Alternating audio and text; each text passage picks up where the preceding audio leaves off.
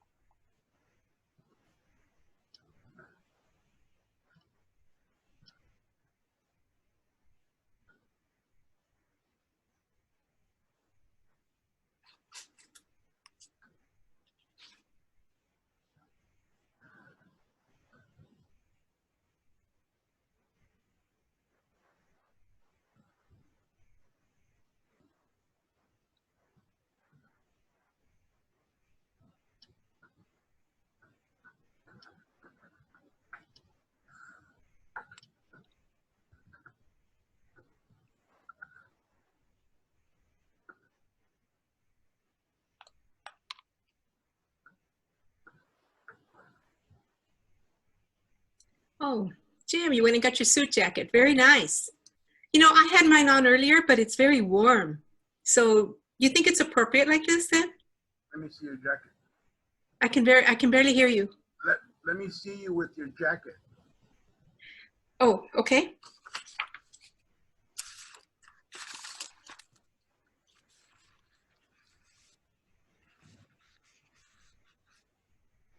What you're wearing is fine. The only question is whether it's better with the jacket. So just put it on for a second. Sure.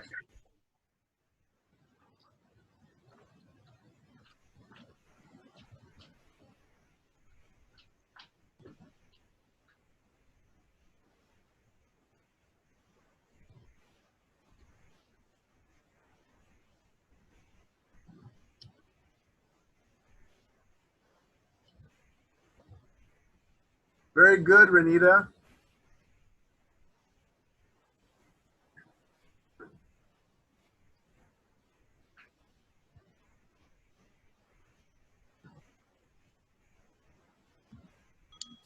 Oh, hi. Hello. Hi. Nanita from Fountain Valley. Nanita from Fountain Valley. Very good. Welcome. Thank you. Turn that off.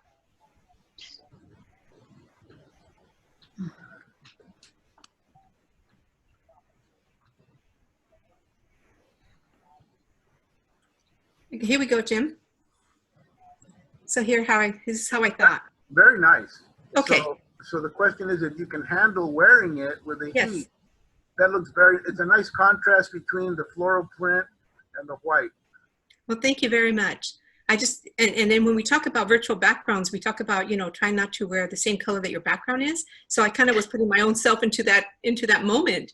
And I had it on earlier, but I just thought, let me just see how it's going to work out.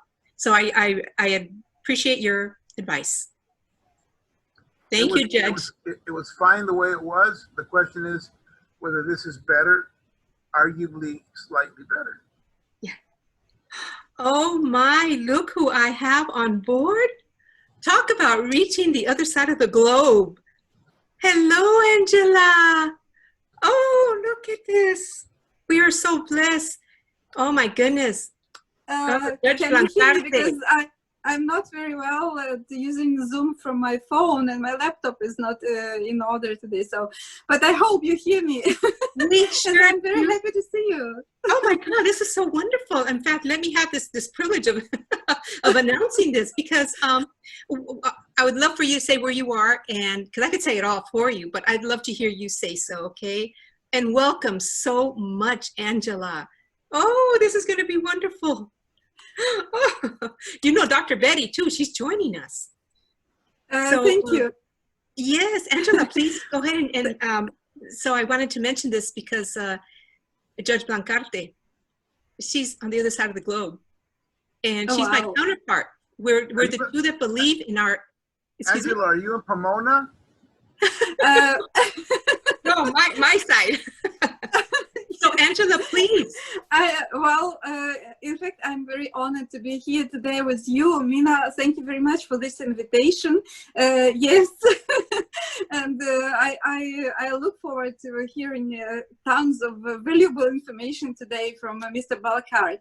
And yes, my name is Angela Domasova. Well, actually, I'm from Luxembourg, and I'm in the same industry as Mina is, and I'm developing my School of Etiquette project, and it's quite a new one. I'm still on a go. However, this is my love and my passion, and I'm very happy to share with everything I know with all the globe. So, and I look forward to hearing just incredible advices from Mr. Blancarte today. Yes, yes. Judge Blancarte has, his whole career has been in the, as a lawyer, in the law industry. And he also has an incredible family, of which half of it has followed in his steps. But I'll let him do all that talking later. I just wanted to share that both Angela and I are talking about, partnering, and what on her side of the globe, what we do in their style is, it's very similar, but there are some protocols that are just off the top. They don't know what we know. And that's what's the beauty of this, and so we're going to be doing a lot of that, because right now it's not a matter of traveling. So this COVID has caused wonderful things, if you will, in so many different ways, because I have friends that are joining me that I've known for quite a while that have attended our Zoom events post-COVID, and during, because I say post because I already feel like we're in that mode of pivot, which we are. We're in the digital arena now. And so I just wanted to share a lot. But with all those that are coming on board, we just wanted to take a few minutes prior. But I think we're going to be ready now, right? And we would like to do that. So given for the sake of time and honoring the time that we have for our judge, as your host, I'd like to welcome our Zoom community. And at this moment, I'd like to also introduce Joseph Masato, who is our marketing and our, our business development intern. Recently graduated, so I'm just so proud, but we worked together for several years now. And he is going to be monitoring our charts and also the Zoom chat. So thank you, Joseph. And there is Joseph right there. He comes in as my name because we have that worked out like that. And so thank you. I also know that there are some other guests that are going to be joining us, and quite a few. And some of them have a time that they need to leave a little early. So thank you for that. They've already notified me, and we appreciate all this information that we get ahead of time. Nowadays, we talk about how important it is to RSVP, and even in Zooms, it's quite important. And so I just wanted to make sure that, we have a little bit of introduction from everybody before we actually start the presentation. So allow me, I have prepared some notes, and I have been, because every Zoom is unique to, how we conduct our information. And although I know a number of you personally, I haven't had the pleasure of meeting everyone who happens to be on this Zoom meeting. So allow me a moment to just share a little bit about me, and also about the company, Prestige Protocol. Who is the company that is sponsoring this Zoom meeting. And to let you know, Prestige Protocol helps all with proper business and dining etiquette. So a little bit about me is, you know, I'm a mom entrepreneur, or they call it mompreneur, specializing in etiquette. And so we've taken it to the level to where in our 5-year journey, we just celebrated our 5-year anniversary in June. And I wanted just to mention that we were established in 2015 with a mission to create a multi-tiered programming to aid individuals in increasing their competitive advantage in etiquette and protocol. So through the opportunities and growing connections during these years, we have trained over 17,000 individuals globally, and we're looking forward to a greater expansion. So with all that said, I think you know where all my love, heart, and soul is. Aside of the family, I have 2 daughters and I have 2 granddaughters. And so we're a family of 5, and we're all working. We're all working. And I have a very supportive family with the job that I do in trying to, you know, establish what we're doing, and to the level of now digital platforms. So with that, I wanted just to also mention that this came about 22 years ago when I had the opportunity of going as a extended outreach with the Boeing company, which was my former employer. And I had the proud 34 years to work with them. And so now this is my new baby. So with that, as you can see, we just wrote a couple things on there, and you could tell that, you know, from the passion of training, I think that the education is where at least we're going to be settling in. And so opening those doors has been very motivational for people. And so we're set, you know, we're pivoted into the e-learning business. And so with that said, I'd like to go ahead and continue into our next chart. And I want to go ahead and mention here, now I'd like to introduce the Honorable James E. Blancarte, a judge of the LA Superior Court. And with that, here is a little bit about him. And we've had the opportunity to, you know, take moments and introduce, you know, the speakers as we would like to, but we also like them to speak a little bit, and we like to give that opportunity to him. And so I'd like to take a moment now to introduce our guest speaker, the Honorable James E. Blancarte, Judge of the Los Angeles Superior Court. Thank you, Mina. And thank you very much for asking me to participate in your very important webinar regarding how a Zoom meeting can definitely mean business. As far as my background goes, you know, that's really all not that important. There's some things that I've done that I feel strongly about. I was LA City Fire Commissioner for 10 years while practicing law full time, and that was the best unpaid job I've ever had.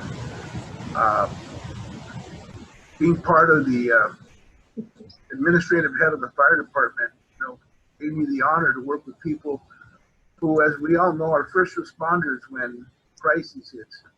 They run at danger when other people run away. Right. So those are the folks that have influenced, you know, my life in many, many ways. In addition to, again, the practice of law, I also was an entertainment lawyer for over 35 years, representing folks that I'm sure you've never heard of. My first case was for Bruce Springsteen. I never heard of Bruce Springsteen. When they gave me the assignment, said, Jim, you know Bruce Springsteen? I said, I wrote it down. They said, Jim, you don't know who that is, do you? And I said, no. They said, he's only the biggest rock star in the world. And I went, okay. They said, what would have impressed you as a new assignment? I said, you know, Smokey Robinson, you know, the Temptations. He goes, okay, well, never mind. You're on the Bruce Springsteen case. For 13 years, I practiced with that entertainment law firm and ended up representing people like George Lopez, Paul Rodriguez, Paulina Rubio.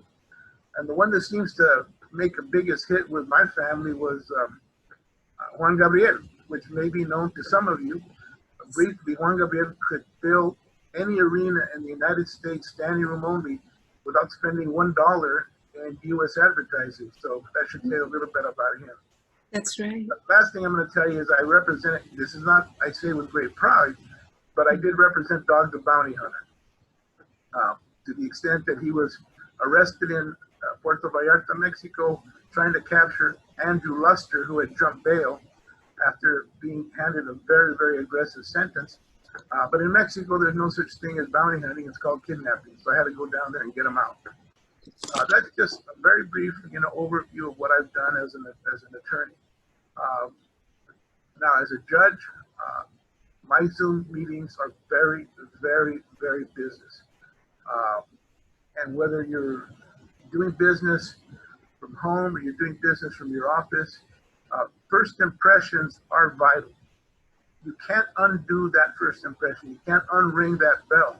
So you've got to be very careful before you turn on your monitor that you've done everything possible to make the best first impression. If you're doing it from home, make sure that you're not near a bathroom for obvious reasons. If you're home, make sure your family knows that this is really important. This is business. If necessary, they can go to another part of the house, depending on where you live. No dogs barking, that's always a distraction. Children playing in the background, not helpful. Babies crying, look, if you can avoid that, I can't tell you how to live your life, but again, it's the first impression that you're going to make. And if you're serious about business, in the Zoom meeting, you have to take that to a whole another level. So those are just some initial comments. I'm sure there's more that we can cover with Mina. I'll reserve making further comments. Well, I tell you what, maybe just a couple of more. Be careful of your background. The background you show, again, can either be a distraction, it can be an enhancement, or at minimum, it should not be anything more than something pleasant to look at. Now, having said that, I'm in my judicial chambers right now. This is my home within the court. So I'm not wearing a robe. Some of my art pieces are in the background. You can see them. I choose to collect Chicano, Latino, Latinx art. That's just my thing. So you've got a picture back there by a painting by George Yepes, which is the two skeletal figures, and that's the cover of the Los Lobos album, Corazón y Pistola. There's also a picture of Blind Justice with George Yepes, who's an amazing artist. And the last one is, of course, Santana. So again, this happens to be, as I say, my home away from home. I choose to decorate it this way, and hopefully it's pleasant. As far as any other comments before we go on, watch your language. If your Zoom meeting is a business meeting, no inappropriate comments, no jokes. This is not playtime. Again, this goes way back to your first impression. How you come off is really important. A prospective client, for example, is going to decide whether to hire you based on that first impression and all that goes with it. Dress appropriately. No t-shirts, no tank tops, no shorts. For our women entrepreneurs, a business suit is not necessary. It sure doesn't hurt. Again, you all know what it means to dress appropriately. So, Mina, I'll turn it back over to you. I don't want to take up all the oxygen in the room. Those are just my initial comments. No, yes, thank you so much, Judge Blancarte. We are honored to have you join us this afternoon. So for the next 60 minutes, we are going to take the opportunity to highlight 3 must-have P's: the planning, the preparation, and the participation, as I have instructed in several of my former workshops and seminars as well. And you'll understand why we're talking about those 3 major P's, and at least in the etiquette and protocol industry. Okay. So I'd also wanted to mention that we're going to take 15 tips and divvy them up in those 3 P's, and you'll see why, because Judge Blancarte has made it very clear as to the advice that he gave us on those. But we're going to focus on when a Zoom meeting means business. Okay, so we take that very seriously, and so we wanted to get his perspective on things. So we really have a nice hour to fill in for you. And then toward about 1:15, we are going to have the Q&A, And those question and answers will be monitored by Joseph Masato, as we indicated at the opening. And he will also monitor the chat. So he will be doing that as opposed to us, taking the questions in between. So you have a whole hour to think about any questions you might have as they come up. Okay, so that's going to be the precedents we have set. Our next chart. So in planning, one of the most important things we have to know is how you're going to connect with what it is you're trying to convey, right? So we took 5 key points, and when you are actually planning doesn't just mean, in some cases it may just be 24 hours, because someone has asked you, oh, tomorrow we need to have you for this and that and the other. That's short time. But if you're planning something that's going to take some time, it's going to involve a lot of people and so forth, then give yourself the time. And we're talking like an hour to like maybe a month. That takes sometimes some Zoom, now that we're in the Zoom era. Be careful. And we put 5 particular points that we want to bring out about those. Planning is the most important thing to getting your success in conducting a virtual meeting.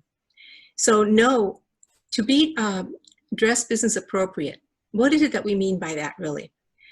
When you're in a meeting and you're not at your home, where you're not able to actually take care of your virtual background and so forth like that, you have to plan ahead. What are you going to do? Plan B, C, and D. So we're going to talk a little bit about that as well. Grooming, why does it matter? Ask yourself. First impressions.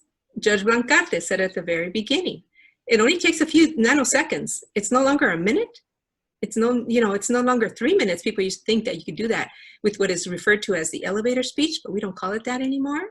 Okay, so we prepare ourselves differently. So this will also avoid, the hand-to-face contact and the hair combing. And I see a lot of that in so many different meeting virtual events. So remember, we're focused here on the business side. So keeping that in mind, that should follow the pattern for all the other events that come after that. Maybe you're going to say, oh, I do miss that jacket. I need to put that back on. Keep it handy. Don't keep it way in another room if you're at your home, which most of us are operating out of right now. Try to keep it next to you handy so that in the event that you say, oh gosh, everybody has jackets on, let me put mine on. So what do? You go and you put your picture in there temporarily so you don't do it physically on the screen. We do not like to see any grooming done on the screen. Be prepared and come prepared. I always tell everyone 1 hour before, wake up with that, whatever you're going to be wearing, because a lot of things happen in between. Phone calls come in, you get a distraction, you don't have the time to prepare like you wanted to. That is a planning tip that is extremely important. How you want to have a successful environment in your background, you want to make sure, number one, that it's not falling apart, it's not messy, that you have a presentable background. Now we're talking about, and we're going to talk about this in the next section that we have with respect to our virtual presence and what it means to have, a Zoom backdrop. And that's, right now, it's hats off to everybody. Everyone's getting like real fancy, and some are getting really, they think it's funny, but it's not. So remember, people are watching you, and you never know who that judge is going to be in that crowd when you invite someone to a meeting, So this particular case, we have a guest speaker. We're making you know that we have a judge of the LA Superior Court present with us, which takes a whole different tone with what he's doing because they're still in person, I think.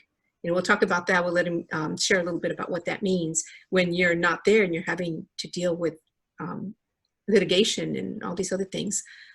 So he mentioned about the noise. Make sure that you have that prepared ahead of time, if you please. If you have a window and you have it down, you have pets, and they're going to bark because the mailman's going by or whatever. Timing is usually critical. But, we have Zooms, we're Zoomed out because most of us are, at the end of the day, we have our Zoomitis. That's all we can take. In Spanish, we call it Zoomitis because you've been sitting so long and you have to be careful, very careful, because it brings in health issues as well. So avoid the noisy distractions by closing your windows so you don't have the trash service coming and making all that roaring sound and, any other things that you're going to think. Or is your gardener from next door coming? You didn't know because you don't keep that kind of schedule, right? And there they are, all that lawnmower, and you have the floor speaking. and you're trying to yell over that. Noise distraction. Those kinds of things that you have to take care of planning in advance if you can. It's very important not to try to avoid disruptions. And so lighting, we're going to talk about lighting. For those of you that do have or know how to use a ring light, and they normally have like a little attachment in the center that allows you to kind of put your phone in there, and then it's perfect. It's for recording and what have you. But you don't need to have it done like that, but you just need to have it. Like I have a light right now, because if I didn't have it on, I would be probably much darker, you know, and we don't want that. Then we get a lot of people that look that they're completely in the dark. Why are you doing that in the first place? You know, that's, remember what we talked about, your presence at the beginning. So lighting is extremely important. Please have adequate lighting in advance if you can. Practice with it. That's under the planning tips.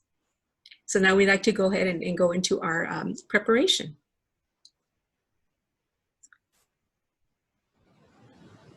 So you heard Judge Blancarte's mention about the camera and how, you know, it takes a lot of, how can I say, experiences to be on Zooms. And what you're going to notice, and many of you are probably going to shake your head and you're going to be saying, oh yes, I know exactly what you're talking about. Movements with the grooming, the hair movement, that you are not on a display. We're talking business. We are not in a modeling moment. We are not in a photography shoot where we're like this and we're twirling our hair. Have you seen that? Or you're going like this with your mustache and all that. No, no hands on the face is best, okay? Remember that, okay? If it turns out that you need to excuse yourself, okay, then there goes your picture. Go ahead and put that on as opposed to just a dark black nothing. It's just like a black hole, because that's disruptive to your host, okay? Normally, when you have charts like we do, we're conveying a meeting. So we're not there to see the entire what we call gallery, right? And when we talk about Zoom etiquette, we want to make sure that in all possibilities that you try to prevent those awkward moments, okay? Camera ready. For those that have heard already in my workshops, you have heard, do not look at the camera. So all of you take a moment right now, and whatever device you have, look in the center, and I see a green light in mine. If I look at that, I'm looking up, which is kind of disruptive to the host. If you look straight into yourself, that is what you want to do. Look at you. Okay, don't look at your other friends, or if something's distracting you, because it is, your eyes are going to go like this. And we're going to catch that. Okay, so that's one big important thing. Make sure for preparation that you have everything set up. If you can, I try the night before, but there's so many things I do in the early morning that I need to have it in a different setup than I do probably for the 1 o'clock meeting that I have. So kind of have your plans of what you're going to do with that. Turn your webcam on always, and universities have had an opportunity to witness this. You know, they have students in dorms. They're on the floor. They're tired. They've been up all night. You don't know that, but that's what it looks like because of the way that they're coming across. And we don't want to do that. We want to make sure you're in a sitting position. And that doesn't mean on your bed. It doesn't mean resting against your headboard or the wall, if you even have a headboard, right? That's extremely rude. So we have to make sure that the students understand that, but at the same time, we have to understand what they're going through, especially right now through COVID. So making sure that that everything's functioning right is the key word here. And I guess this is an opportunity I want to ask Judge Blancarte. Have you had any issues with any IT or technology when you come rushing from, I refer to it as the bench, and you come in, you have to go to a Zoom right away, and you're not set up? Does it take you some time? It takes an inordinate amount of time because I didn't grow up with all the technical skills that our children have. You have 4-year-olds that are using iPhones. You know, look, I actually had a beeper at one point in my career, if some of you can remember what that was like. Oh, so yes. I'm not a technical person, and we fortunately at the court have an entire team of IT professionals. So if I run into a problem that I can't immediately solve, which is most of the time, I hit the help desk and someone comes on board, they log on to my computer, and they can see what I'm seeing, and they can navigate and solve the problem, promptly. It's amazing. It's wonderful. I don't have that at home. At home, I have adult children who do the same function because they grew up with all that technology. In fact, there was a time early in my family life where my children were the people who changed the channel on TV because we didn't have a remote. So that takes you far back. But yes, IT problems can be an obstacle. As Mina mentioned, if you prepare in advance, maybe do a dry run, and you'll have time, hopefully, to solve any kind of technical difficulty that you run into. Mm-hmm. Exactly. And those dry runs are so critical because it allows you to say, how was your sound? Or it wasn't good. And then we get into, how we have to look our best on there, because also looking at your phone while we're on this, as an example, on this Zoom meeting, for those that are kind of like doing 2 meetings at one time, that it is rude, to the host. But know that, because one of the things you want to do is let the other group that you should be with just say that you are not going to be able to, participate, but I'll be on mute. What is that telling us? Like we're not going to know. It may be a little disruptive. So it's not allowing you to permit a formal business meeting like you should be, and you should be attentive at all times. I go through several Zoom events that we have to be our best with our host, because remember, they're watching you. They're involved with other areas of the world, and they might want you to represent. And if they get the simplest clue that, they always double what we said.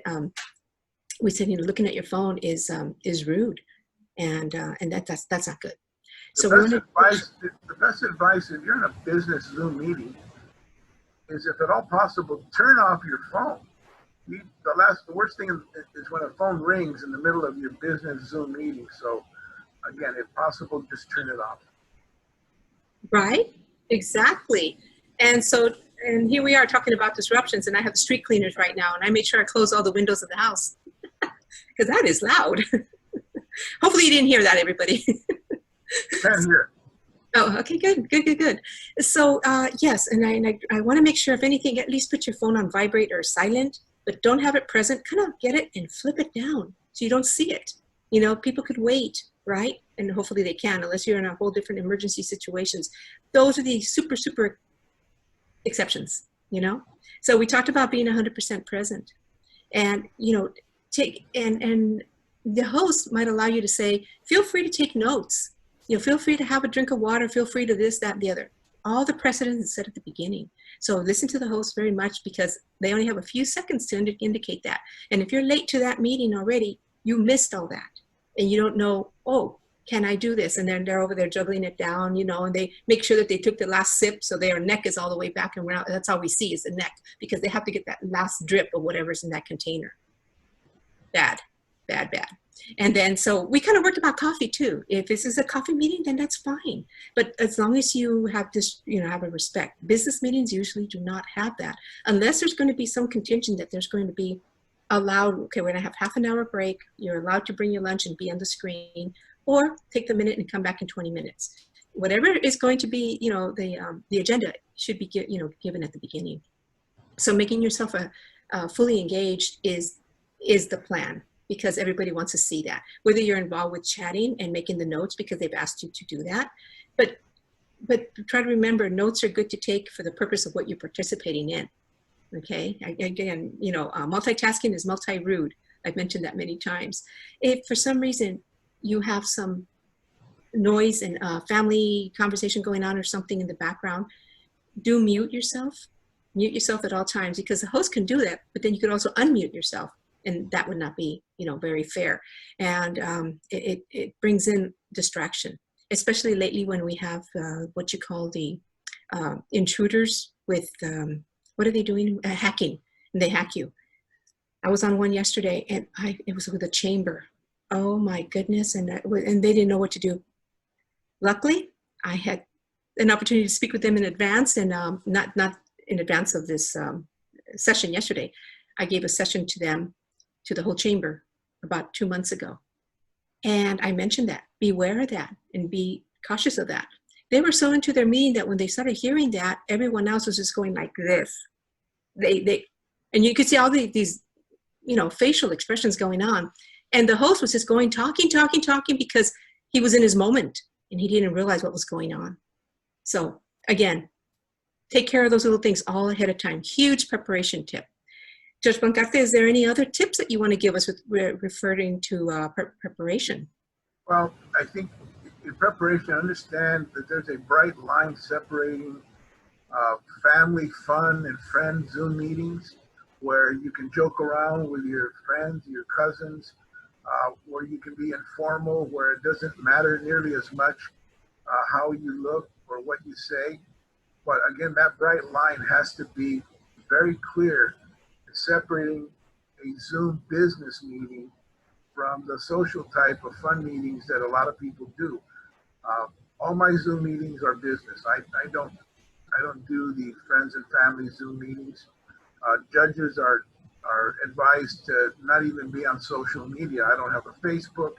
I don't have Instagram. I don't do anything on Facebook because they don't want folks to know where we live or to know anything about us for obvious reasons. There's been a recent occasion where a federal judge back east had a FedEx person dressed like a FedEx person come in and end up shooting her son, killing her son, shooting her husband. So we take the security aspect very seriously, and that kind of keeps me away from all social media, other than Mina asking me to do this, which is different. Oh, thank you. And many do know the platform that you set on and so forth. And I got to take that back a little bit too. A couple years back, working in the aerospace industry, it was not advisable to be on Facebook or anything like that. I forget which one was the first thing that came up. I don't know if it was that or LinkedIn, but LinkedIn was the only thing that we were okay with. Of course, times have changed, but just think how important it is that what you say too. It's so important that when you're in a company and you're representing, there might be something that you might take as a joke, so you answer it back as a joke, and they're all serious as heck. And then all of a sudden they took your answer as a joke. They go, okay, there goes that person. Read what you're going to be answering and what you're replying to, because there's so many things that are misconveyed and miscommunicated. And so another thing that's important in the planning part is taking the content that you want to convey. Prepare for that in advance to your team or to your prayer group or just one person, whatever it is. Be prepared for that, because that's what's going to lead on the conversation. Remember, distractions happen. And, another thing you want to keep in mind, not all virtual meetings require the people to see each other, right?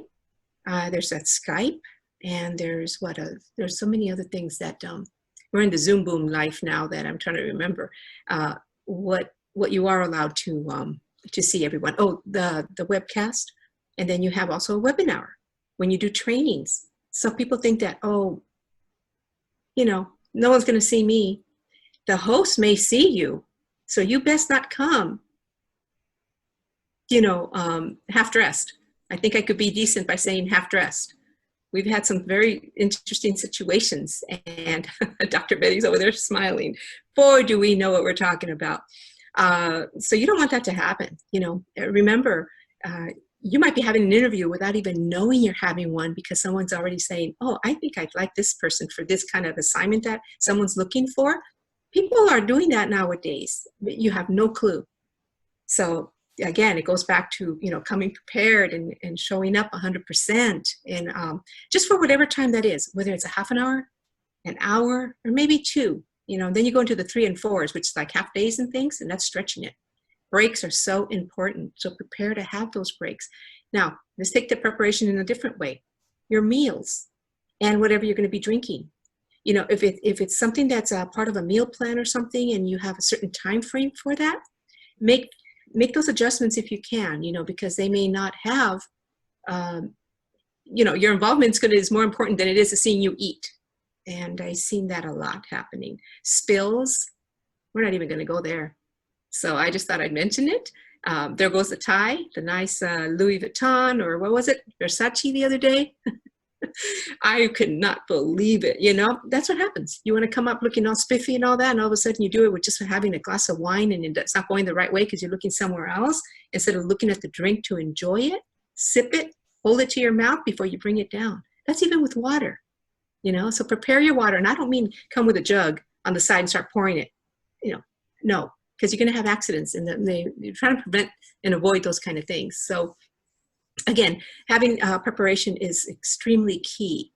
And if there's ever an opportunity, I wanted to ask Judge Blancarte, have you ever participated in any informal meetings while you are, you know, in your chambers or on the bench? Maybe could you explain what those two words are? Well, on the bench means I'm wearing a robe. I'm in a courtroom, and because of the health crisis we're all going through, the LA Superior Court took a 2-year rollout of what was going to be virtual hearings, on-screen audio, and condensed it to a 3.5, 4-month rollout. So now over 95% of the lawyers who appear in my courtroom appear on a TV screen. And they see me on their screen and I see them. They're not in the courtroom. We want to avoid as much contact with the public as possible during the pandemic. So that is now a routine way of appearing. But then we have what are called self-represented litigants. They used to be called pro per. These are individuals who are without counsel for any number of reasons. It's perfectly acceptable for most hearings, not for trials unless they insist, but folks don't always have the technology available or even the skills to appear on a virtual screen. So they actually walk into the courtroom and have hearing the way we used to do them back in the, as I'd say, in the old days, which is barely 4 or 5 months ago.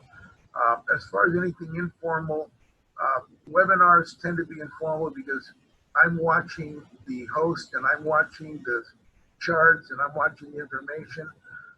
Just to be safe, I have a cover because you never know who's watching, and I'll flip it down so that I cannot be seen even accidentally, so that I can watch them and learn whatever I'm going to learn.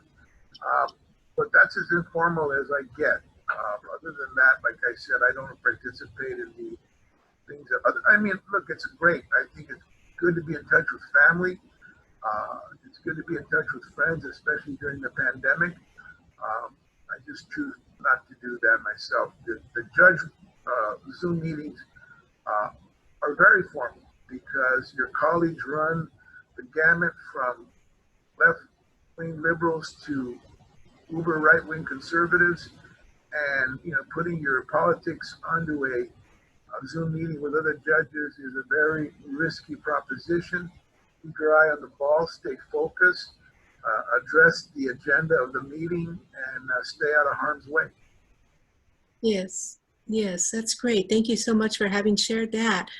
One other thing that I find extremely important, and I go back with several of you that are on the Zoom community right now, is having the webcam available, knowing the functions in advance. Students in particular, university students. I've talked to a couple of them, which I'm just so profoundly thankful, because anybody I talk to of something I don't know, I'm being educated, okay? Regardless of where you are in this continent, in this globe. The students have mentioned that they are running from one class to another, but they are running from room to one to another to get on the class that needs to be on their device. Some of them have maybe just their phone to use, and the other ones have, what is that other one that you call, tablet? So the devices are all different. And what I'm trying to say is that if that webcam function is not something that you're used to, and for some reason you touch something or you don't know what it was, it's the camera, it's already on. You're not ready for the Zoom because you're not fully dressed, okay? Dressed is a huge thing. 2, you're walking around with your tablet, so you're seeing everything bounce around, because I saw it in some of the meetings here. They decide to get up And one thing that we do about, and this is another part, this is in the preparation, which we're going to get to. When you get up, you don't stand up right in front of the camera, in front of your device here. You stand up and go to the left or to the right, whichever one of those sides is. Just don't stand there and then turn around so we can see your other side. That is extremely important. So know where your wiring is, because if you're connected to a wall and you only have so much space to come in, going back again to the students, what they told me, they said, oh, we've seen so many things happen because we're only resting because they've been sitting already for a class for 3 hours sitting. So they want to do something differently. So everybody, we've had a chance where we've gone like this, right? And we're like this on the table. What is that telling people? A couple things it's conveying. You're tired. You're like ready to zone out, but you have to be there because you have to get the credit for the class that you're taking. But you're also on the floor like this, watching. If there's some way that they can convey what they're doing in advance, to say, hey, I've been up all night, I got finals, I got this, that, and the other, whether it's true or not, at least they gave their little sense of it. What I'm getting at is know where your camera is, because if you're moving your device around, that camera's going where you're going. Someone had a mic attached. That's the way they hear. They have the audio headphone set. They took those off, but they still had a little thing right here clipped. So where I'm going to say this very quickly, and I'm sure there's a lot of smart people on this Zoom committee right now, but let me tell you, what do you think happened? Person did not excuse himself where he was going to go. He didn't even put like what I call it, the black hole screen, not even a picture of himself or not even any kind of background of any kind. So we just saw whatever was going on, a bunch of books and all that kind of stuff. So he takes off. He did take off his headphone, but he didn't unplug. Yeah, right. So he, had to make a stop, and he went to the restroom, and then the whole viewing party started. And it's like, oh no, we're hearing everything. So I think you're getting my point. He did not disconnect the speaker thingy. So another thing happens, right? So that's what I'm telling you. I'm just sharing experiences. Don't let that happen to you. Turn off your devices if you can, because oh gosh, you just don't want that. And the person who told me, called me from a company and just said, this just happened, just like you had said. And I said, I'm glad I just happened to mention that these things happen. Be careful. Get disconnected any way you can. That's what I'm talking about, preparation. Know in advance, if I have to go somewhere, what do I need to do? Write it down on a little note if you don't know your system. If you buy something new and you're not that familiar with it. So I think, you allowed me to say what I had to say about that. These are just experiences that we certainly don't want that to happen with you. Your devices, don't let them trip you, because if you go, the computer goes, your drink goes, and then you have a mess. So I'm just speaking from experience. So with that, I'd like to go ahead and, go right over to our next set of tips that we have. So here we are. When you're going to participate in any kind of Zoom event, whether it be a party, whether it be a concert, let's see, I could just list so many different things. In fact, I have a very dear family friend's baby shower this Sunday. And it's like crazy, the whole, what do you do ahead of time? Send everything to her home, and everything got ordered ahead of time. So participation now is your thing. Now you're going to be part of something that you may have not joined in the past. Never done a virtual baby shower, to be honest with you. And so get involved in the way that you can participate and do your best, so that if you're going to be allowed to speak, know that ahead of time. Try to, build your vocabulary as best as nice as you can. Just don't come off the wall. If you're used to street talk, okay, but that's not proper for Zoom, depending on who you're participating with, okay? So your participation can come different ways. Can you participate with a chat? Do you participate by raising your hand? That tells you right there there's a question, or you're answering to the question that's being asked. There's a lot of symbolic things that that are appropriate to do. But one of the most important things to do is not just to sit there and just stare. It's another thing that's very rude. If anything, participate with a smile. For those of you I talked to already, smile. The host knows at least that, hey, you're not falling asleep, that they're not drowning you to boredom. There's a lot of translations with that. and a smile goes a long way, and the nod of the head. Those are the two key things that we need for your participation to be there. Now, if you're allowed to chat, remember that's going to take your eyes away and start chatting, right? If you have a cell phone, you got something else, you know that that's not right. You know, at this point, we need to look attentive, and we ask for that. So visual cues, there's a lot of visual cues out there. You know, you could cut off a person's conversation by just not being part of that conversation. It's like, and then they're not going to repeat it all again, you know, and then they're asking you a question that you're going to go, I should have chimed in when I should have. Same thing goes with students. You know, it depends on what your matter is. So Judge Blancarte, is there anything that you highly recommend with respect to being involved? Do you have any of these kind of Zooms with clients, or is it all in person, especially right now through COVID? Well, I did a lot of public speaking before I went on the bench. And I've always said a live microphone is a very dangerous thing. You pointed out one of the best, if not the worst example of what can happen when you have a live mic. The other thing is that I think it's important not to remember who you are as much as who you want to be on a Zoom business meeting. Now, what do I mean by that?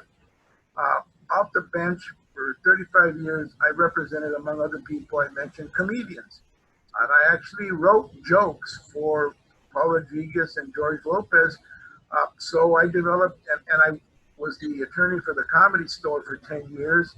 So I watched all the big names, Richard Pryor, Ellen DeGeneres, during the golden age of stand-up comedy. So I have embedded in my brain so many different one-liners that when I got on the bench, I realized I am not that person anymore. I can't be facetious. I can't make jokes.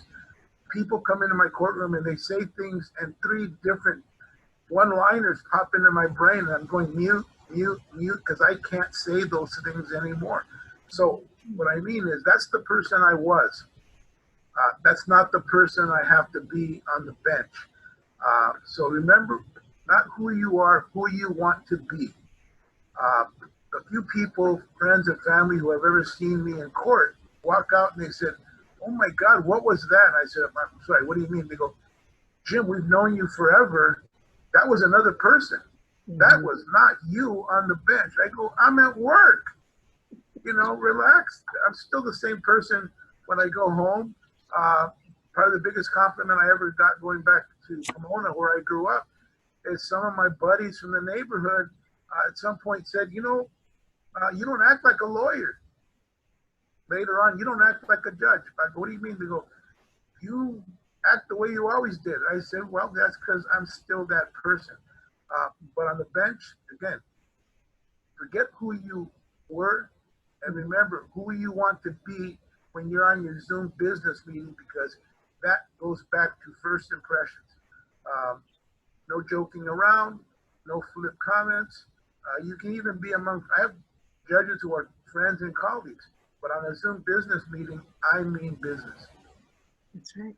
That's right. Actively listen and be engaged, because like I said, that nod or that smile lets them know that you are, you know, actively involved. And again, you know, the host sets a precedence in all of that. It's extremely important, because I know that we mentioned, you know, in your perspective, what advice would you give in the interest of our viewers in our Zoom community among, you know, family and business meetings with respect to the business content? It's so imperative. Well, the advice, if you're asking me for the advice, the content depends on the host. You know, be true to the agenda. If you must speak, make sure that what you're saying adds value. Some people speak because they like the sound of their own voice, and it becomes painfully obvious when that kind of a personality is participating in a meeting. I will often go through most, if not an entire Zoom meeting with my colleagues on the bench without saying a word, because I haven't seen that there's anything of value that I could add.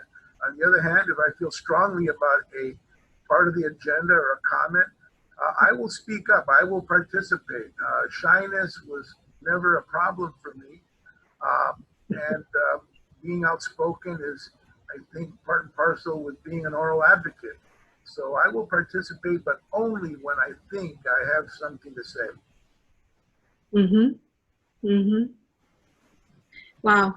You know, participating nowadays with these, I guess we want to call them virtual meetings, because they're from Zoom to uh, webinars and podcasts and all this kind of stuff. So the majority take a person to be there. So we know basically how to participate. Hopefully you take a lot with you from what Judge Blancarte has mentioned. But I also want to, ask in terms of your, now more than ever, and I made some notes about this before we got on here. I said, now more than ever, our learning and entertaining formats revolve around virtual devices, AKA screens, okay? Also known as screens. It's exhausting. You know, it's about like 100% of your day is somewhere attributed to virtual activity, right? Whether you decided it's going to be a game, you're doing e-learning with the kids or yourself from business, then you have something else. Oh, I have to get to that knitting class that I wanted to take virtually. And so before you know it, your calendar is all virtual. When do you have time for yourself, right? So, there's some core hours in a day that are virtual.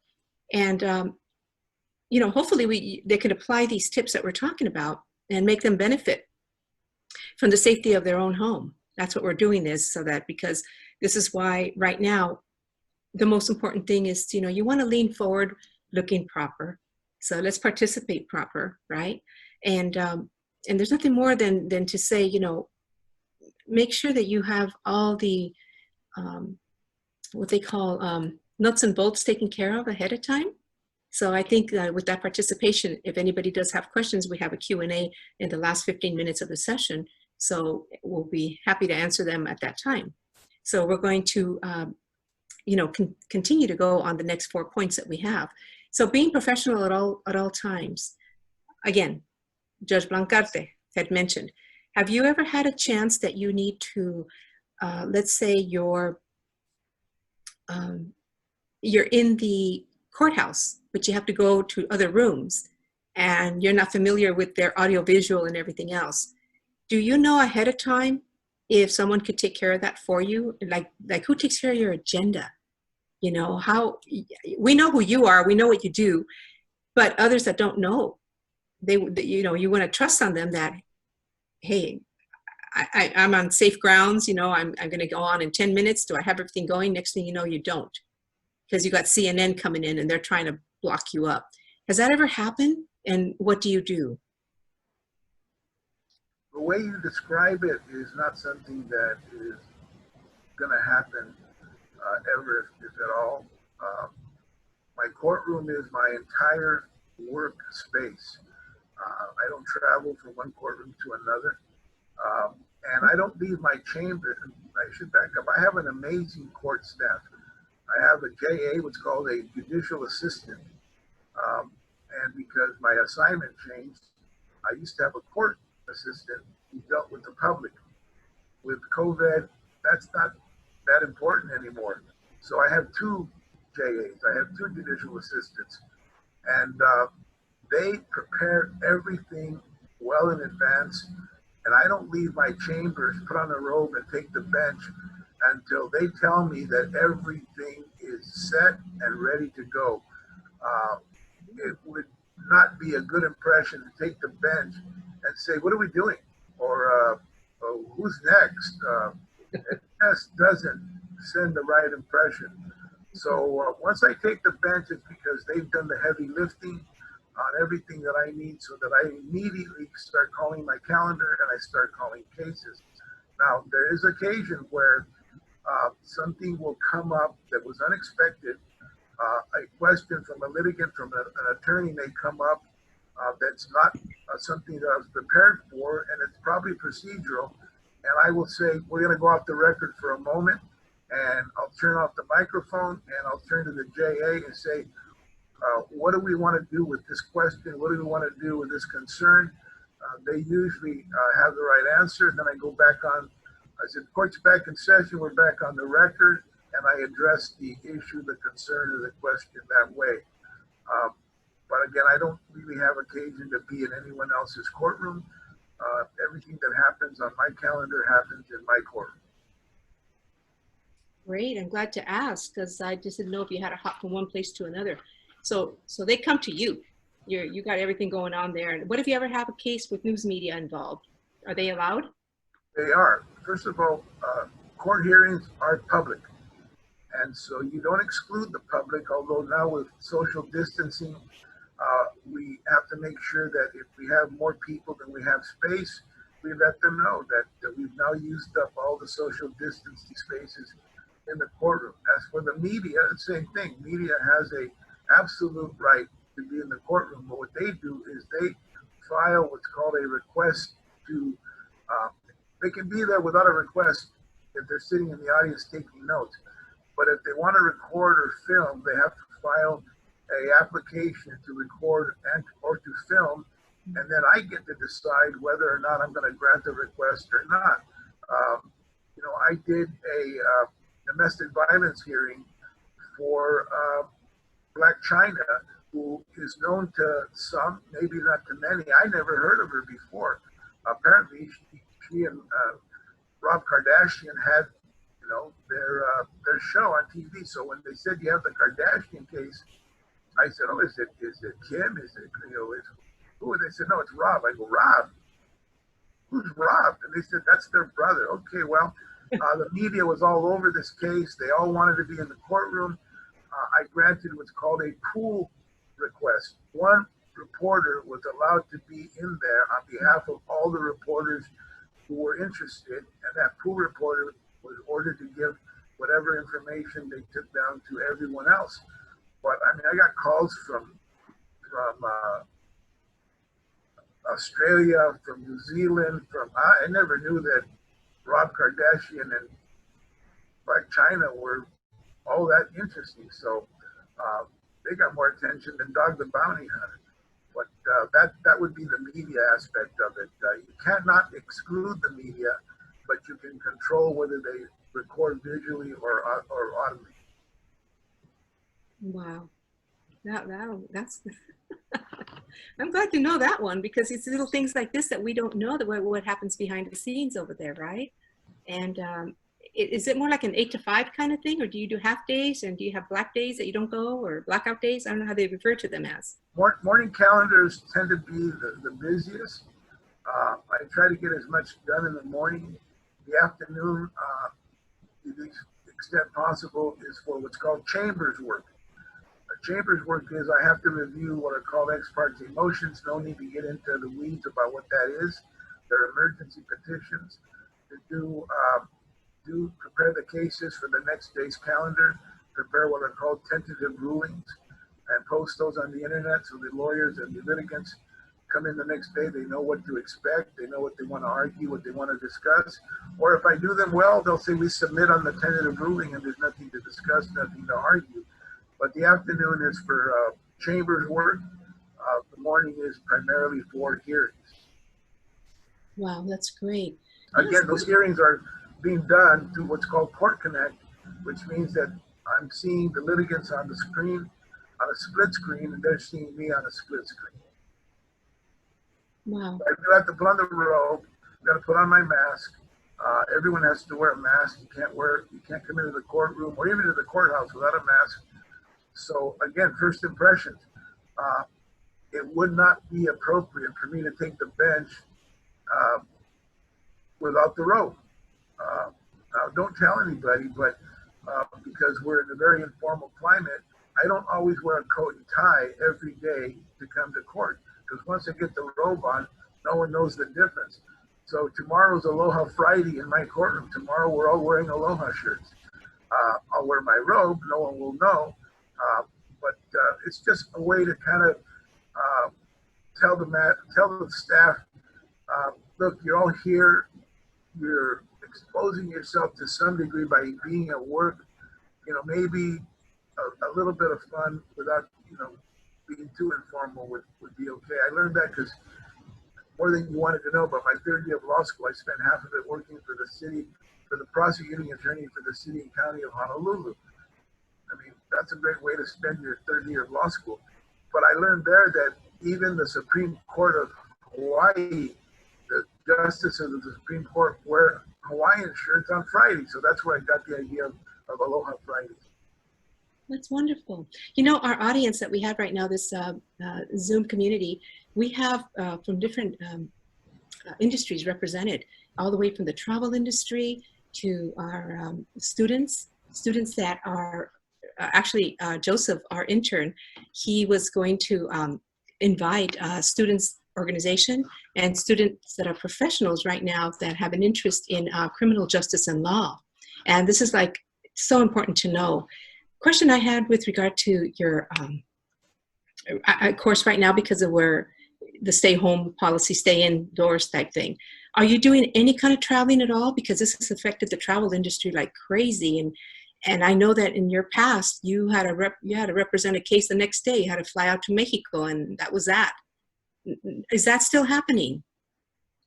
Nowhere near what it used to be like, both professionally or personally. Professionally, we're going to go back to Dog the Bounty Hunter. I got a call at 6 o'clock in the morning from Beth. Now, no one claims to ever watch Dog the Bounty Hunter, and I know that people at least channel surf to do it, stop and watch a train wreck every once in a while. But his wife calls up, she goes, Jim, she goes, they came and arrested the dog. I said, what? She says, they arrested him on he jumped bail. When I took him out of Mexico, he jumped bail, of all things, a bounty hunter. So they had an international fugitive arrest warrant, and the marshals came from. She goes, Jim, you got to come down here. So my children were younger then. I said, hey, when your mom gets home, tell her I went to Hawaii. So my wife Cynthia comes home from being a second grade teacher, and they said, Dad said to tell you that he went to Hawaii, which she thought was a joke at first. I was on a plane immediately. That's the kind of travel I used to do sometimes on a short call emergency basis. Socially, you know, we, to the extent possible, would like to vacation. We had a trip, which I had been looking forward to a long time, which was a river cruise on the Danube from Prague to another part of the world. I forget the name of the other city. Well, we were not about to board, but the week before the COVID hit, and I canceled the trip because I didn't want to be stuck on a riverboat being told that you can't dock in this city, you can't dock in that city. There were people who stayed on ocean liners for months. Yes. That got canceled, and that ended that kind of a trip. So this year, instead of being in Puerto Vallarta, I vacationed in my Puerto Backyarda, which was the, see, I'm going back to that person that I was. You might want to explain that, why we're laughing at this, because it's your way of saying that. Say it slowly again. I said that we used to vacation this time of year in Puerto Vallarta, but because of the COVID, I had to vacation in my Puerto Backyarda. That's great. Oh, wow. Just in your own backyard. Yeah, that's about the extent of mine too, you know. Just missing the beautiful water, that's all. But other than that, the breeze is there, the palm trees is back there. But just no time sometimes for that, right? No. That's a really great thing. So the world has changed dramatically. Yes. The new normal is not. And a lot of things that we took for granted are now in the past. And I just hope everybody stays home, stays safe, and stays well. It's the wrong time to get on a soapbox, but wear your mask, social distance, and help us get through this pandemic. Exactly. Before we go into the next point, which is recognizing the power of a simple eye contact, it occurred to me to ask, as a judicial officer on Zoom etiquette, you participate in a significant number of Zoom meetings with a number of Zoom meetings with a number of your fellow judges. Hmm? Yes. So, Judge Blancarte, so you are participants on a regular basis? Yes. How often? We have a quarterly meeting of the entire civil division of the court, which I'm a part of. We have regular meetings with our supervising judge with regard to a multiplicity of orders that come from the governor to the Chief Justice of the Supreme Court to our presiding judge. It's an evolving, ever-changing set of orders that lawyers have to adhere to, the judges have to adhere to. So that is an ongoing and evolving process. So I am on a Zoom type meeting on a regular basis. Then there's also the continuing legal education. Judges don't stop learning no matter how many years they are on the bench, because the law is an evolving and ever-changing kind of a creature, and we have to keep up with it, and that's the only way to do it. We were doing it that way in face-to-face seminars. Now we do them all virtually. Okay. Do you have any participation from other countries? I know we have some participants here right now, and goodness gracious, Luxembourg, from Angela Damasova, who I introduced to you, pre-start. And do you have any international contacts? Are you in touch with representing anybody in, you said, entertainment industry, but also on the criminal side? No? No, I don't do any. I can't. Judges are not allowed to practice law. We're not even allowed to give legal advice to friends and family, believe it or not. But don't tell my family that, because they think I'm still their lawyer. So no, we don't do that. I did say that I don't do any social media. My adult children are all over, I guess it's Facebook and Instagram. And my mother was born in Aguascalientes, Mexico. My father was born here. So half of my family comes from Aguascalientes. And although my uncles and aunts are sadly beginning to pass, their children are my first cousins. And I find out what's happening with my first cousins through my adult children, because apparently they communicate on a regular basis. So, every once in a while I get a phone call from my cousin Trujillo in Aguascalientes who will say, "Hey, I heard you did this." And I said, "What?" He says, "Yeah, your daughter put it on Facebook." Okay, well, I have no idea, but okay, yeah, good to hear from you. So they didn't get any pre-approval from you to say that's okay. You just ended up there. You mentioned briefly, 3 of my adult children went to law school and are practicing law. I like to believe that if they're taking other people's worst case scenario seriously, that they also have been trained by exposure to me to know when not to get me upset by doing or saying anything on social media that I would be unhappy with. So I think they're pretty good at that. And my youngest daughter, who's a hair and makeup specialist for Sephora, grew up with lawyers, and she said, I don't want to be a lawyer because I kind of had all the lawyering I need at home, but she's mature enough to know better than to do any of that. Oh, okay. Wow. So everyone in their own careers, and they think that they're getting all this advice from their dad. Well, as parents, we should be the best role models they're going to have, because they're going to be with us the majority of their young lives. And I'm not the best role model. I'm very inappropriate at home, which is the only place where I can be inappropriate.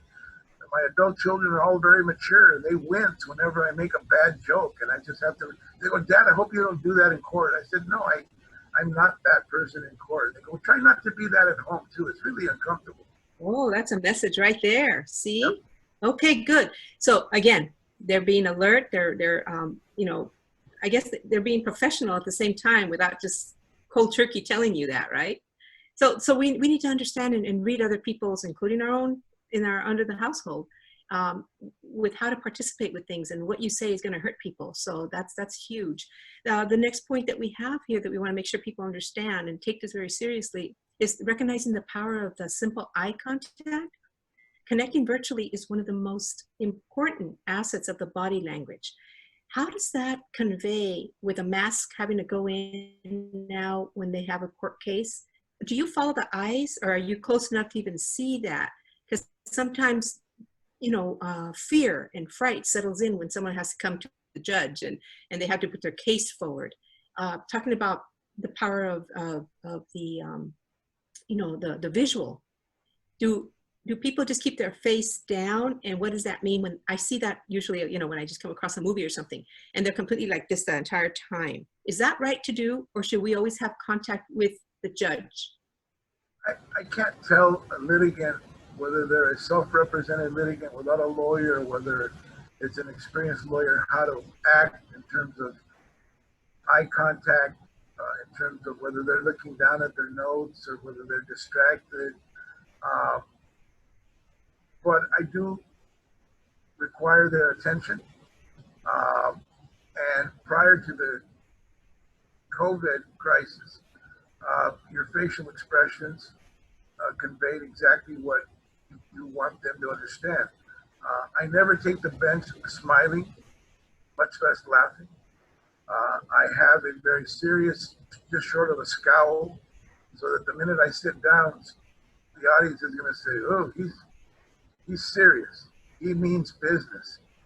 I use a command voice to make sure that I'm conveying that, I'm in charge, and we're going to do it my way. It doesn't mean that I deny them due process. They're all entitled to speak, but I will have to control the courtroom. If they get off track on a tangent that has no relevance, I will gently but persuasively tell them that they need to get back on track. But that changes with the COVID, because with the mask, you don't have the same facial expressions visible to anybody. Although I would say that to some degree, I'm able to express myself through eye contact, which can be very important even when you're wearing a mask. You mentioned body language on one of your points. If I want to make a point, I will lean into the microphone and make sure that they know that I am about to say something that they need to consider very seriously, and it seems to work.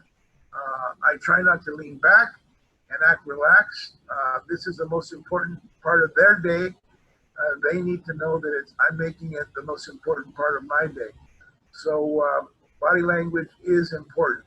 You're right. I don't lean on my hand. I don't yawn. I don't comb my hair. I mean, that's not even something that I would even contemplate. So yes, body language is important. And even with the mask, you can, to the extent possible, convey your expressions and let them know how you're thinking and what you're feeling. Right. And with a mask now, what we have left is just our eyes, basically, right? So poor eye contact conveys lack of confidence and maybe leads people to question if they even can be trusted, right? I hadn't thought of that, but I don't see why that would not be true. Yeah. Well, and then one thing you don't want to do is stare, because, don't let your eyes wander either. Like you're like this, like you're looking up.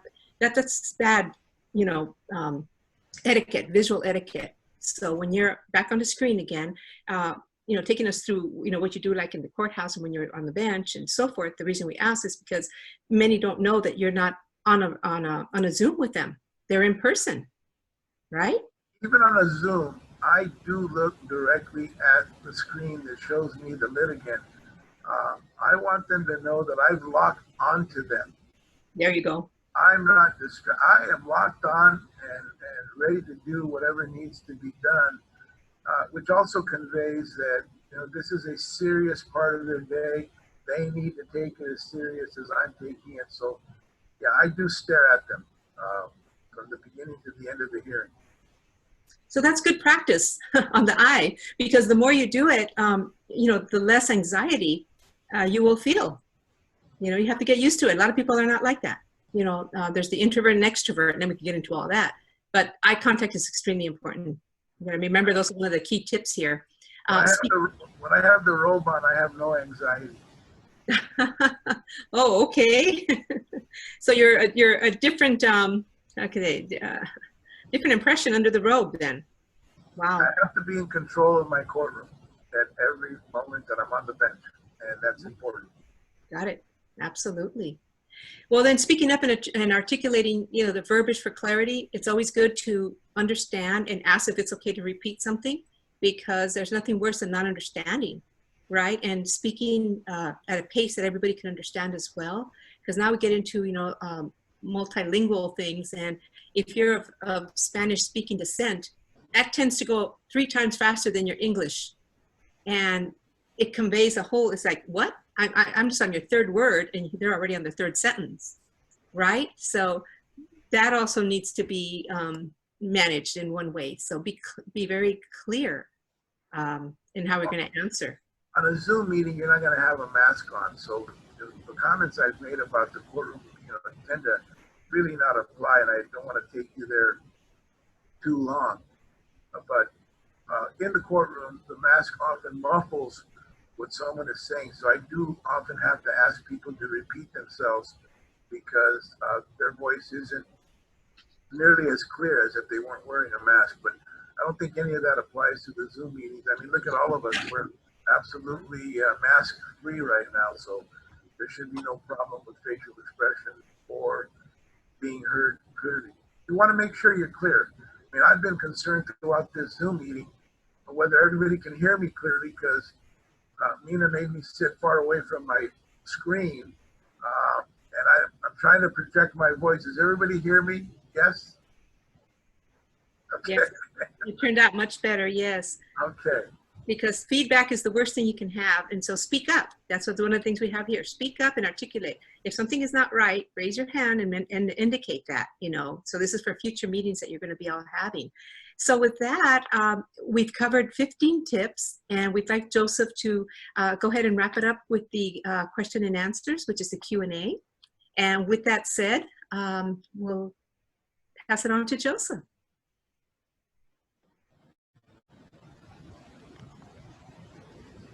Hi, Mina. Hello. Hi, everyone. Thank you guys so much. Right now we are in the Q&A portion, so I did put a little message on the chat for you guys. If you guys have any particular questions you guys would like to ask either Ms. Martinez or Honorable Blancarte, you guys can type them on here and they can read them off the chat.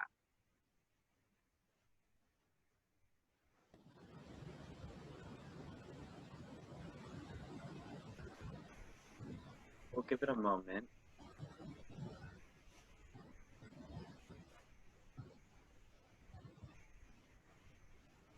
Well, I mean, I'll start off the Q&A, Mina. I guess in the perspective of a student, I mean, I would love to know if you've kind of seen, on the positive note of a Zoom virtual meeting, business meeting, have you seen anything that stood out from students that you feel really gives off a good impression of them being in a business virtual meeting? Yes, the dress appropriate is the first thing that you want to make sure that that is proper. And if by all means, once you know what the setting is, like Judge Blancarte mentioned, on Fridays he has aloha attire. So that in itself right there, you know, makes you comfortable. But you're always never, you can never be overdressed, but you can be underdressed. You know, so I really like it when I see the people come to participate, and seeing the nods and seeing the smiles. Again, that communicates a lot. It really does. And how you groom yourself makes a lot of difference. Don't do that while you're on virtual. That's why you have that time before to try to take care of it. And one thing I'd like to kind of like segue into, because we do have someone who's participating from the Netherlands and also Luxembourg, and that's like different time frames, right? Like we have like very late into the like almost close to midnight hour. But we have someone very dear who I happen to get introduced by Dr. Betty Uribe through LinkedIn. And she is Angela Demasova. And she is unbelievable, from Luxembourg. And she is the owner and also trainer of business etiquette for the Luxembourg School of Contemporary Etiquette. I hope I got that straight. Any questions for our judge or anyone here? Angela, can you hear us? Yes, yes, Mina. First of all, thank you again. Thank you very, very much for sharing incredible tips with us and disclosing all this, your all generously your toolbox of incredibly valuable information. Thank you very much. Planning, preparation, and participation. Now I know how to treat it. And you are so well organized. You're a role model in the industry, and you are so well structured. And I will repeat myself, you are so generous sharing the information. And everything you have mentioned today, it's international, it's applicable all over the globe. However, some things are very, very special for the young people who are listening to you today. Yes, we're living through a little bit difficult, challenging situation. However, people leave people, and we need to treat people with comfort, with respect, and that's what makes us people. And as Judge Blancarte said, we have to be authentic. We have to be, we shouldn't forget about our integrity and our values. And yes, confidence comes with competence. Practice makes perfection. So with your perfect tips, now it's about time to start practicing and getting confidence in what we're doing on Zoom. And I also hope that this time we'll finish soon, really, because we all miss our normal communications, and we all miss our normal life. But however, this is also transitional and transformational for us as human beings. So thank you once again, and thank you, Judge Blancarte, for participating in this incredible Zoom meeting. For me, it was really an honor to be here today. Thank you. That's wonderful. Thank you. Judge Blancarte, anything across the globe that you'd like to say so that she can at least hear something directly from you? First of all, thank you for your very kind and generous comments. I also want to state something that is maybe important to mention. Some of you, a number of you might be sitting there saying, well, I knew that. You know, that's not anything new. You know, this wasn't supposed to be a revelation as much as a reinforcement of common sense. Everything you've heard today is based in common sense. It's just put into context of a Zoom meeting, meaning business. You didn't learn anything you didn't know at some point if you thought about it. But we put it in context for you. Mina wrapped it up in a beautiful package that allows you to take it home and put it in your mental DNA. Instead of wandering around, you now know exactly how to access those things that you thought you already knew, but you can put them in context, and that's what's important about a Zoom meeting, meaning business. Exactly. Absolutely true, absolutely. Knowing in advance what can happen. Absolutely great tip. That is true. You know, Angela, what I'd like also, because I know that you've participated in a couple of other trainings, and yours, and I know that we could turn so many positive moments for people that have no clue about what we do. And in our industry, we call it ENP, which is Etiquette and Protocol. And our intern, you know, here for Prestige Protocol, Joseph Masato, it's exactly where I lack in something. I needed to have, you know, that other positivity.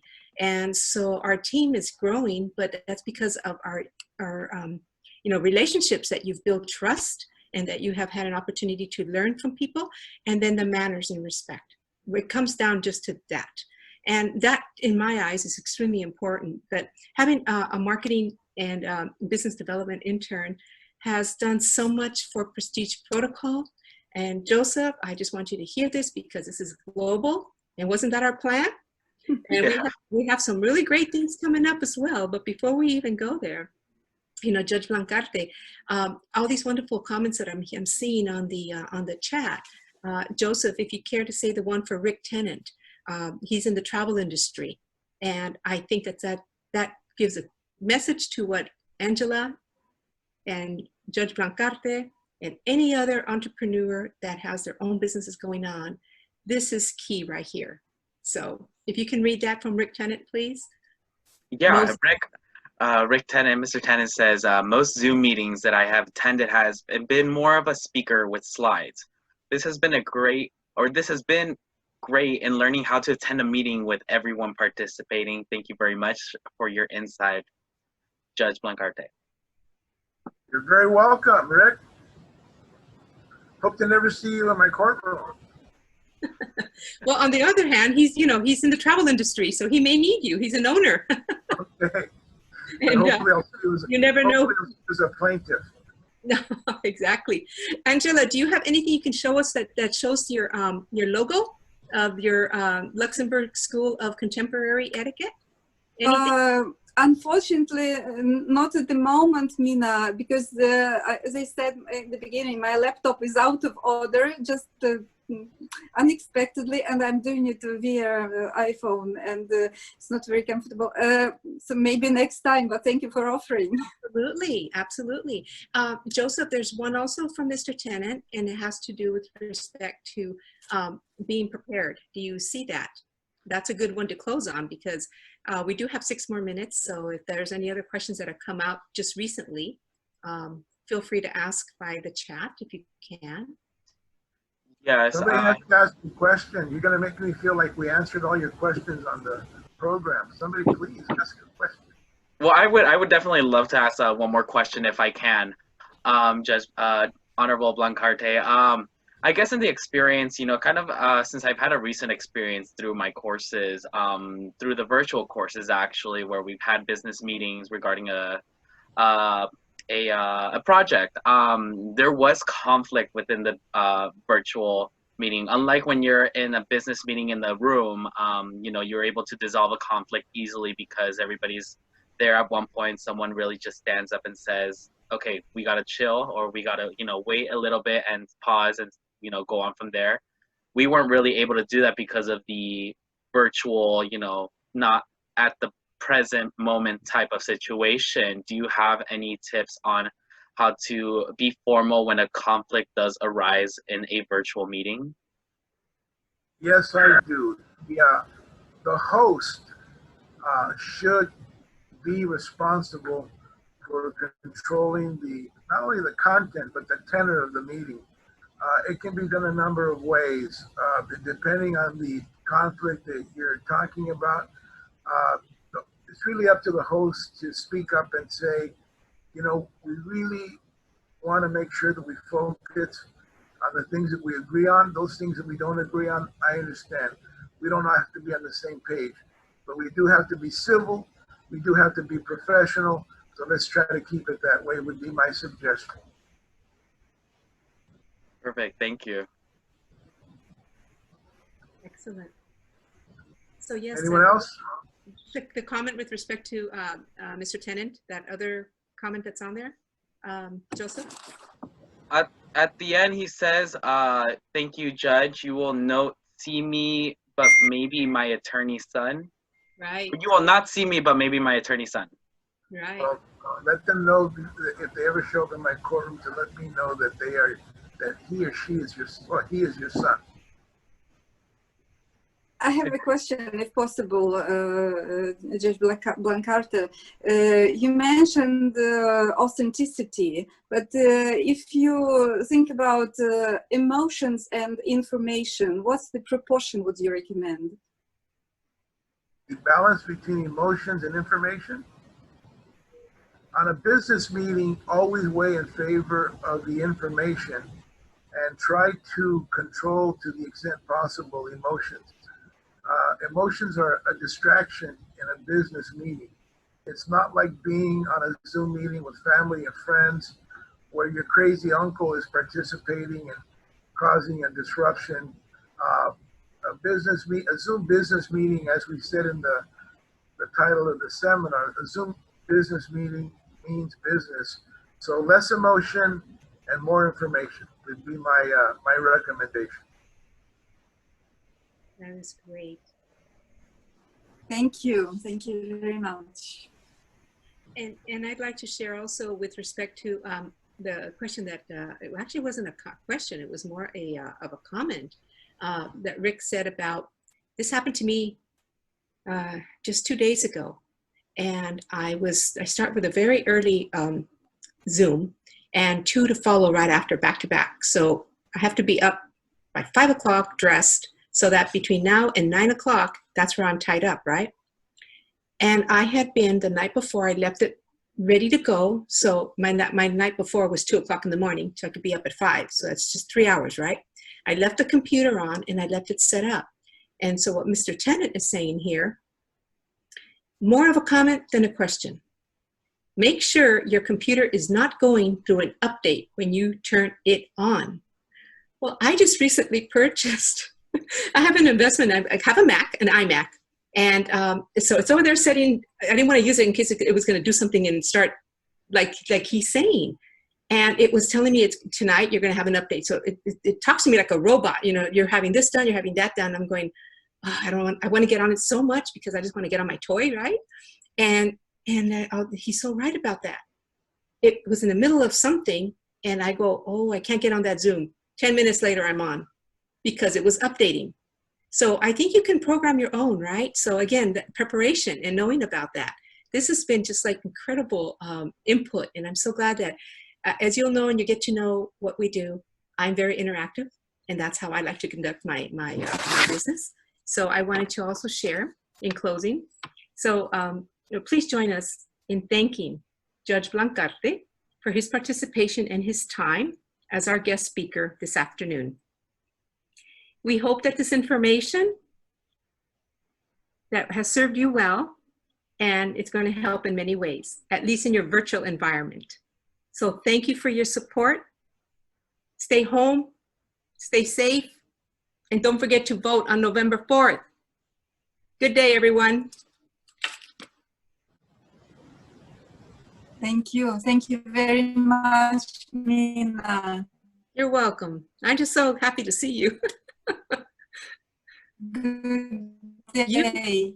The Netherlands and other parts of the globe with us, yes, and Mexico. Yay! Yay.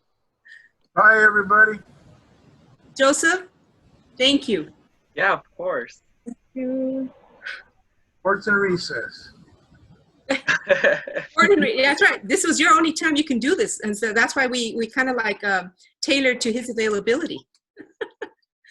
So that's why he had to get going, you see? That's wonderful. Thank you, Maria. Oh, look at Sonia there. And so Yes. you're in the law industry a little bit, or? Yes, I've been a paralegal for 11 years, so that's what pays my bills. So I learned a lot because I haven't known what goes on because, you know, a lot of our cases are backtracked because there was a lot of, the judges were taking a lot of the criminal cases first. And so now I know what's going on and how the attorney is going to appear, you know, because I get to go, but I have to stay in the back. Oh, so my clients, I get very attached to my clients, and then they're like, "You're not going to be there." I'm like, "No, you have to go to the judge." The attorney steps in. "Well, can't you come in?" So they always want me there, but I can't, you know. But I'm always behind, and the judges are really, LA courthouse, love it because they're very precise. They don't waste your time. So yeah, and I've heard about Judge Blancarte before, so it was an honor to see him finally. wow, right? Yeah. That is really heartfelt because, Yes. you know, and first and foremost, congratulations as a paralegal. Thank you. I remember taking that course in college, right out of high school. It was one of my first courses because I was fast on shorthand and typing. A whole different world, a whole different animal being in there because I was bilingual. And I had to bring the transcripts home. And, you know, you can't type fast enough, so you have to transcribe it from a transcriber. At that time, they had transcribers. And it took hours and hours and hours. So I toot my horn to you for doing what you do as a paralegal. It's not easy. You go, girl. Thank you. Keep Well, we going. start with the morning prayer, so that gives me wisdom throughout the day. You know, Here you go. it's That's like, it. yeah. So that's such a blessing. Seeing you guys in the morning, it makes such a difference during the day. It does. Like, Well, thank you. You're welcome. I'm just glad that the invitation reached you and it made, Yeah. it was important. It brought some interest to you. And, Yeah. you know, what I've asked Joseph to do, if this is going to be available for recorded purposes later, he's going to fine tune it and do a YouTube. And That's so great. that'll go on our website. Our I'm website. working from home. I wasn't prepared, but Dr. Betty sent it to me and I'm like, oh my God, I have no makeup. I'm like, it must be valuable. So I don't care. I'm going to jump in. Exactly. And you look, and you're beautiful. Why do we talk about authenticity? What do we talk about authenticity, girl? Yes. Well, I know we're still going Oh. to have you on the radio, so I'm excited. That's wonderful. Well, we never know, right? Because from this podcast come, and I've done several of them, and I've had a couple of opportunities, but I wasn't quite ready when they asked me to get on, you know, the TV network and all that, and it was a matter of a 10-minute start, and they called them away to do something else. I kind of went, whew, because I was at a school. I was at a school, and they were going to come, and they were going to do the interview, and this was at Oh my at goodness. SQA, yeah, Synergy Quantum Academy in South Central LA. That was a Oh couple years my back. God. Yeah. But our website, Joseph has some great ideas. We're going to see a lot of things, and we'll see this particular YouTube on there as well. Because I want to Oh, do that's great. any trainings I'm doing. This one was complimentary, but as you Yeah. know, we're going to be. Yeah, send me the link so we can share it. We will Yeah. make sure, Joseph, that we would do that. Yes, and everyone else. Okay. We will have a follow-up thank you. It'll give us a little bit of time to do, because there's a lot that gets involved in doing these. Yeah. We are family, you know, people. So, you know, we have a life. And Yes. the beautiful thing about this is that we're home. I don't know how good that is, because, you know, we have to just change from one hat to the other. And so No, but it's good. I mean, it's a lot of tips for me. I haven't had the opportunity to set up one myself. Thank God that everybody sends me the link and I jump in. But I'm like, this is, oh my, and you know, these are things that you don't think about, even though they're minimal, but they're not minimal. They're, you know, they're so important. And so I was writing down everything. I'm like, okay, now I know what I have to do when I do my own Zoom.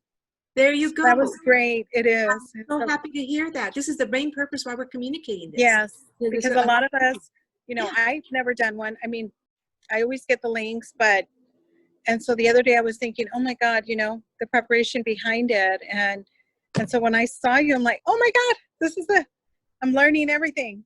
So I wrote 2 pages of notes. You know what? And keep those, okay? Because that's part Yes, of I am. that's part of your August 13th experience. Yes. If anything, Yes. Thank you. We live by the day, and that's what I didn't have this luxury growing up, nor it just, you know, while you work, and I worked in aerospace. Yeah. I did a lot of, you know, sitting, working on computers and this, but guess what I was doing too? I was learning. I was doing what I didn't have a chance to at the college, because I did 2 places at the same time. So all of this preparation, working with scientists and engineers, doing going outreach and doing what I love doing, which is volunteering, led me to do what I do here. And that story, I tell it when people hear, and I'm blessed to be bilingual. You have no I didn't know you spoke Spanish. No, I didn't. I thought at the beginning, I thought you were from, what I think, from Greece. I don't know why. I thought you were from Greece. I'd love to be there one day. I that is one of my you know, dreams to go that route, but I don't know. Yeah. I don't know. Because, you know, we're on the prayers, so, you know, we're focused on the prayers, so we don't ask, you know, I don't ask questions. I usually stay on there very respectful, and then I leave. But yeah, until the other day that you did a Zoom with Dr. Betty, and you mentioned it, and yeah, that's where, oh my gosh, she speaks Spanish. Yeah. Yes. So cuando quieras, nomás dame un llamado. ¿De qué parte de México? Mira, yo nací aquí en Los Ángeles. Es más, aquí nací, familia? pero la familia es de México, el Distrito Federal. La ciudad. Mero, la ciudad, sí. Como le dicen, chilangos, ¿no? Sí, de ahí son mis padres, pero se casaron aquí en los Estados Unidos. Oh, yo estudié en México, me fui a estudiar a México. Qué linda, ¿eh? Entonces, mira, bilingüe. So, you know, maybe we could do other things on the side and start doing, introducing this to other students that would be interested, because of the paralegal, and show them these tips, because it's only going to grow. I hope it grows more. I always tell them, you know, it's so important not to, because there's a lot of kids. I don't speak Spanish, but I understand it. And, you know, ever since I came into this country, I've negotiated my salary based on, I speak another language. I deserve more money because it's double the work. And I always negotiated $2, $3 on top or $4 on top of what they were going to pay me. I'm like, well, I speak Spanish. It's double the work. How much are you going to pay me? And, you know, and coming from Mexico, how well do you know Spanish? I know how to read it, write it, and I understand the culture. Yes. And I understand, because there's 3 different cultures. You have Central America, you have South America, and they think we're all the same. I said, no, I understand. So I usually went by negotiating, you know, there's a difference in me. I know the culture. So that was, I got them by there. And I would, you know, okay. So they didn't know what the difference was. It's like, what do you mean you know the culture? Yes, there is a culture behind every country. There you go. And we each Yes. have our own level of confidence, your persistence, your tenacity, determination. All of that is who you are. That's why you're authentic. The way you said, you feel that authenticity. Yeah. Yes. And you know, I took etiquette when I was 13. 11 years old. My aunt sent me to etiquette school. And then from there, I came back and I went to Barbizon modeling, but she said, because it goes together. It wasn't so much for modeling, but it was posture, and it was, yes. So I had so much fun. Yes, and the character. Yes, yes. Yes. Well, I certainly look forward to having you on board. Yes, thank you. Future events that we're having. And yes, I know. We're going to, now that Dr. Betty has a show on the radio, I know we're going to see you soon. So I'm excited about that. I know we're just, you know, trying to recognize all the little things that it takes to get a business running, and I'm overwhelmed. I have to tell you that, because I have a family, you know, and I try to do. I mean, it's just a lot going on, and for the past several years to get to where I am right now, on top of a COVID, it's like a blessing, if you will. Yeah. But at the same time, it's put a different sizzle in my business acumen. You know? And luckily all my presentations, like you saw written, that's what's going to happen. It's going to stay that way. That's great. Well, I learned a lot. Learn from those, hopefully. It's not the same seeing it than seeing, like, pointing out, you know, like from A to Z. And it's like, oh my God, there is a script with Zoom. It's like, you just gave us the whole script. We did. So thank you for that. Yes. That was amazing. You're very welcome. I'm so happy to be there for you. Thank you. Thank you, Maria. I'll see you in the morning. See you. Thank you. Bye-bye. Oh, look who else we have on there. How wonderful. How are you? Violeta, ¿cómo estás?